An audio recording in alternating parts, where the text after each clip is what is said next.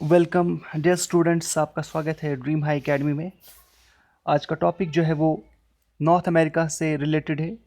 ये कॉन्टिनेंट है और ये political and physical divisions of world का ये तीसरा लेक्चर है। इससे पहले हमने 2 लेक्चर्स ऑलरेडी अपलोड किए हुए हैं, आप वो जाके डिस्क्रिप्शन में लिंक दी हुई है, उनको देख लेना।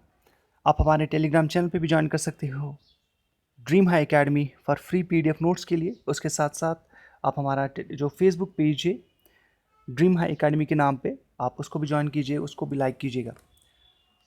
Tropic of cancer passes through Mexico in North America. जी हाँ, ट्रॉपिक ऑफ कैंसर जो है वो सिर्फ मैक्सिको में पास करता है और ये कंट्री है नॉर्थ अमेरिका की जिसकी कैपिटल है मैक्सिको सिटी। यहाँ पे दिखाया गया है कि ट्रॉपिक ऑफ कैंसर जो है वो मैक्सिको सिटी में, यानी मैक्सिको जो कंट्री है वहाँ पे पास होती है। आप यहाँ पे क्यूबा भी याद रख लेना, एटलांटिक ओशन भी आप याद रख लेना, पैसिफिक ओशन भी आप याद रख लेना, और यहाँ पे जो है आर्टिक रीजन भी आपको याद रखने की ज़रूरत है, ये वाला आर्टिक रीजन। सेकंड क्वेश्चन है आपका यहाँ पे, Arctic circle passes through USA इन अलास्का रीजन। जो आर्टिक सर्कल है वो थ्रू करता है, पास करता है USA इन अलास्का रीजन में।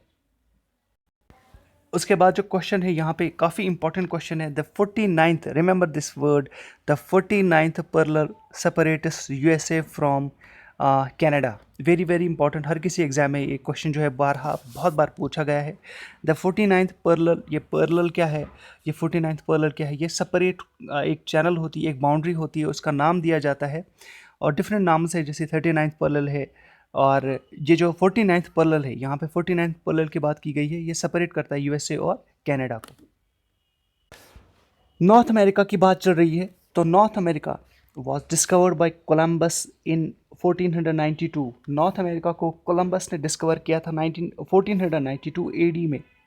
और this continent, remember this continent very very important, continent of new world कहा जाता है। This continent is called as continent of new world, और इसे कोलंबस ने डिस्कवर किया था। Bering Strait separates North America from Asia. हमेशा जो स्ट्रेट से क्वेश्चंस पूछे जाते हैं, ये जो बीरिंग स्ट्रेट है ये काफ़ी इंपॉर्टेंट मानी जाती है स्ट्रैटेजिकली, और ये सेपरेट करती है नॉर्थ अमेरिका को एशिया से। अब आप कहोगे कैसे, मैं आपको मैप में ये भी आपको दिखाने वाला हूँ। इस पॉइंट को आप यहाँ पे देख लीजिएगा, यहाँ पे एशिया है और यहाँ पे बीरिंग सी है, और इसी सी को कहा जाता है बीरिंग स्ट्रेट, क्योंकि ये जो पार्ट है, बीच वाला पार्ट, यहाँ पे जो है सेंटर का पार्ट, ये डिवाइड करता है एशिया और यूनाइटेड स्टेट्स ऑफ अमेरिका को या नॉर्थ अमेरिका को। तो ये बीरिंग स्ट्रेट है। ये अगर आपसे क्वेश्चन पूछा जाएगा कि कौन सी जो स्ट्रेट है वो बिटवीन एशिया और यूनाइटेड स्टेट्स ऑफ अमेरिका में, यानी वो करती है, कनेक्ट करती है या डिवाइड करती है, तो वो बीरिंग स्ट्रेट है। सेकंड क्वेश्चन जो इसके बाद आ रहा है, Great Lakes and Saint Lawrence river act boundary between USA and Canada.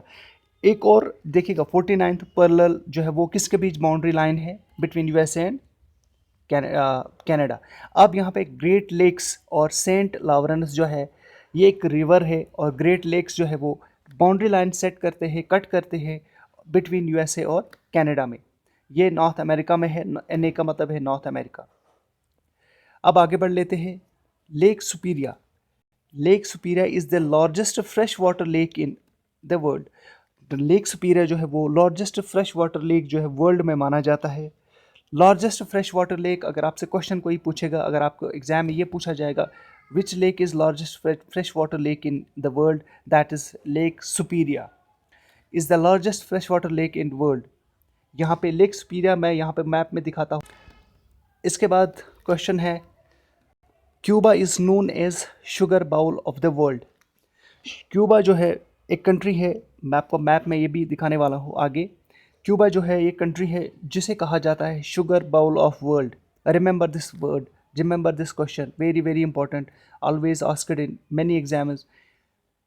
Cuba जो है वो शुगर बाउल ऑफ वर्ल्ड भी कहा जाता है क्यूबा का। यहाँ पर मैप की अगर बात करेंगे, मैप में ये वाला जो रीजन है, ट्रॉपिक ऑफ कैंसर को कट करके आप देख सकते हो यहाँ पे, जी हाँ, इसी एरिया में आता है क्यूबा। मैं जूम कर लेता हूँ इसे, यहाँ पे है क्यूबा, और क्यूबा को क्या कहा जाता है, शुगर बाउल ऑफ वर्ल्ड।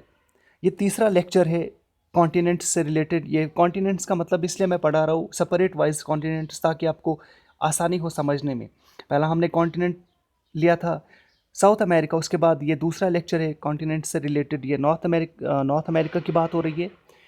इससे पहले हमने 2 लेक्चर्स ऑलरेडी अपलोड किए हुए हैं। पहले जो लेक्चर था वो ग्लोब के बारे में था, tropic of cancer, equator and all that, उसके रिलेटेड था, ताकि आपको ये जो है चीज़ें समझ आए। नाउ ये वाला क्वेश्चन जो ऑलरेडी मैप में मैंने पहले ही आपको शुरुआत में दिखाया कि जो नॉर्थ अमेरिका है, इसके आउटसाइड स्कर्ट्स में, यानी इस कॉन्टिनेंट के आउटसाइड में 4 ओशंस है, बड़े बड़े ओशंस है, और उन ओशंस का नाम आपको याद रखना है। ईस्ट में कौन कौन सा ओशन है, वेस्ट में कौन सा ओशन है, नॉर्थ में कौन सा ओशन है, और साउथ में कौन सा ओशन है। तो पहले देख लेते हैं हम यहाँ पे मैप की तरफ एक बार फिर बढ़ लेते हैं, ताकि आपको ये चीज़ें जो है आसानी हो जाएगी समझने में। बाद में हम ये जो है पढ़ेंगे तो हमें ईजी होगा। यहाँ पे अगर मैप की बात कर लेते हैं,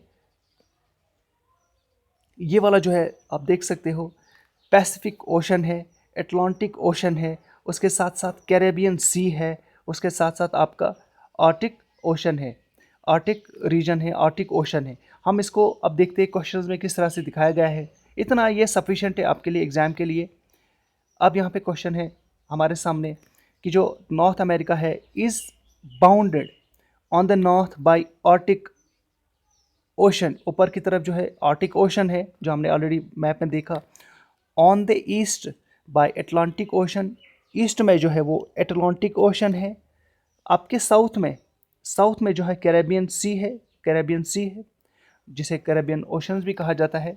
उसके बाद फिर आपका जो वेस्ट है, वेस्ट में है पैसिफिक ओशन। आप एक बार फिर देख लीजिएगा, मैं आपको एक बार फिर मैप दिखाने वाला हूँ। यहाँ पे जो है पैसिफिक सी है, पैसिफिक ओशन है, ये वेस्ट की बात हो रही है। ईस्ट में आपका अटलांटिक ओशन है, आपका साउथ में जो है वो आपका कैरेबियन सी है, ये वाला कैरेबियन सी है। और आपके नॉर्थ में टॉप में है आपका आर्टिक रीजन, यानी आर्टिक ओशन। ये था लेक्चर जो नॉर्थ अमेरिका से रिलेटेड था। कल का जो लेक्चर होगा वो होगा कॉन्टिनेंट अफ्रीका के रिलेटेड। ये आपके एग्जाम्स में पूछा जाता है क्वेश्चन, पॉलिटिकल एंड जो फिजिकल डिविजन्स ऑफ वर्ल्ड है उसका तीसरा शुमारा है। उसके बाद हम यूरोप की तरफ आएंगे, फिर ऑस्ट्रेलिया, उसके बाद फिर अंटार्कटिका एंड फिर एशिया की तरफ। और एशिया में हम फिर चले जाएंगे, इंडिया की बात करेंगे हम, क्योंकि हमारे जो सिलेबस में पूछा गया है कि political and physical divisions of world and India. तो ये था लेक्चर। वीडियो को लाइक कीजिएगा, सब्सक्राइब कीजिएगा इस चैनल को, और अपने दोस्तों के साथ ये शेयर कीजिएगा। Thank you.